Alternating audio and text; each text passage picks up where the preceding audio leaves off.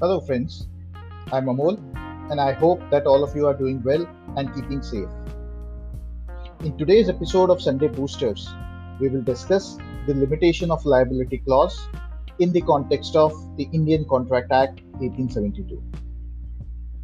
The limitation of liability clause, or as it is known in some of the jurisdictions as the LOL clause, is intended to keep exposure of a party to foreseeable pecuniary limits. On the one side, it ensures that the liabilities and exposure towards damages, costs, and other expenses are restricted and are not unknown. And on the other hand, it also makes it clear for the other party as to what it can claim under the contract in the form of damages, costs, and expenses. So it's kind of a win win clause for both the parties if it is negotiated well, that is. Now let us have a quick look at the statutory provisions around which the concept of LOL and the jurisdiction precedences revolve.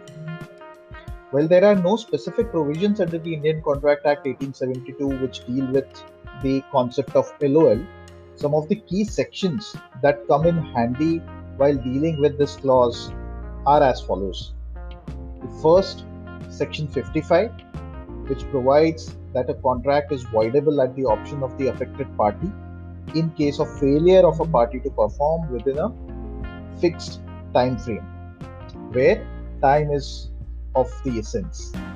Section 56 is the second thing that we need to keep an eye on, which deals with, or rather, especially the portion of section 56 which deals with the doctrine of frustration of contract. That is where the performance of the contract becomes impossible after parties have entered into the contract. The third provision is section 73, which provides a right to the affected party to claim compensation for loss or damages on account of breach of a contract by the other party, but also puts restrictions or some restrictions on claiming indirect losses and damages. And the last one is section 75, which gives a right to a party to claim damages when it has rightfully rescinded a contract. Now, a quick look at the above clauses would reveal the following key points for all of us to understand the four corners within which the limitation of liability clause has to operate.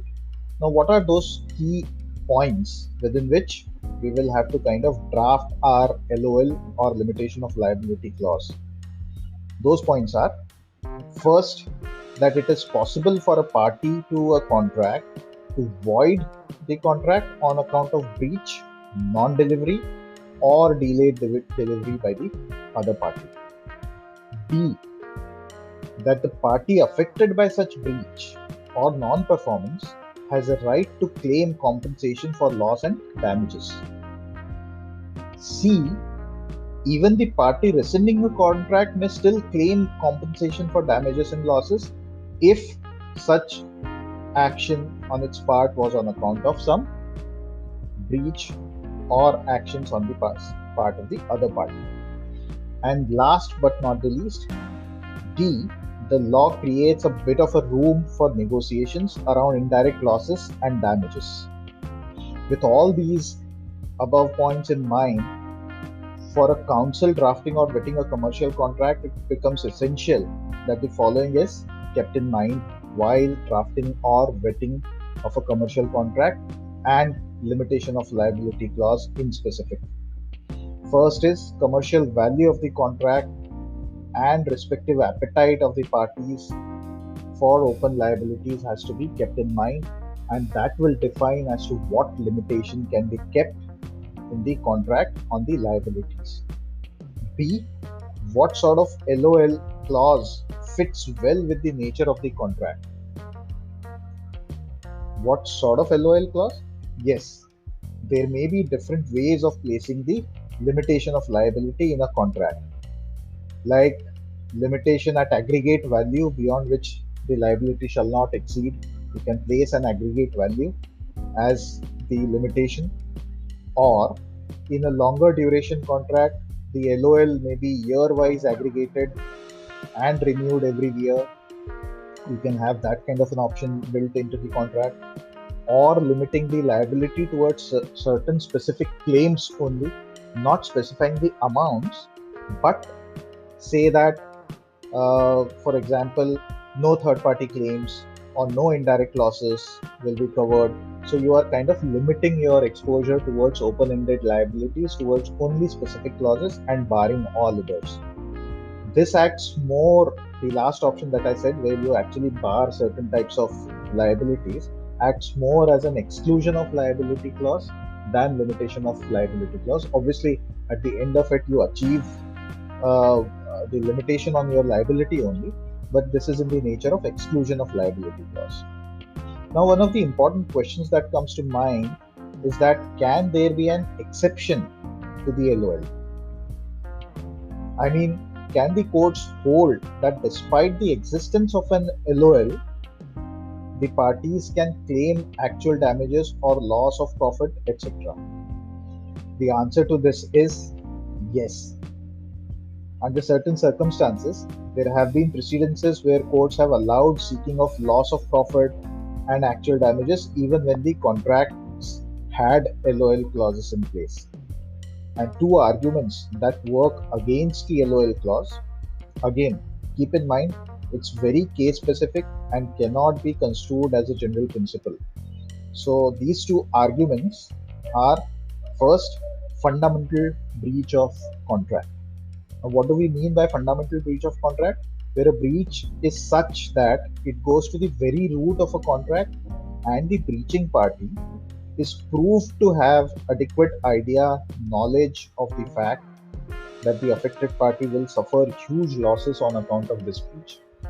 If the affected party can prove that it is fundamental breach of a contract, then in that case, there have been some precedences where courts have held that the party is free to claim actual loss and damages or loss of profit, irrespective of the fact whether the contract has a limitation of liability clause or no. And the second such argument is, in some cases, it has also been held that very basis of LOL clause is against the provisions of Indian Contract Act and specifically Section 73, which allows a party to claim compensation for damages and losses. So the argument is any clause which is in violation of a statutory provision is basically a void clause, and therefore there have been some judgments where the court said that the LOL clause itself is a void clause in the contract. I hope this discussion would have given you adequate idea about the technicalities of the LOL clause and has given you the right perspective in which one needs to look at LOL while drafting or vetting a commercial contract. Just search for Lex Prudence on your favorite podcast platform. It's spelled as LEX, Lex hyphen Prudence, PRUDENCE. You can search it on Anchor, Spotify, Google Podcast, Breaker, or Radio Public, and listen, subscribe, and share. And don't forget to send in your comments and feedbacks. Have a great day and take good care of yourself. Goodbye.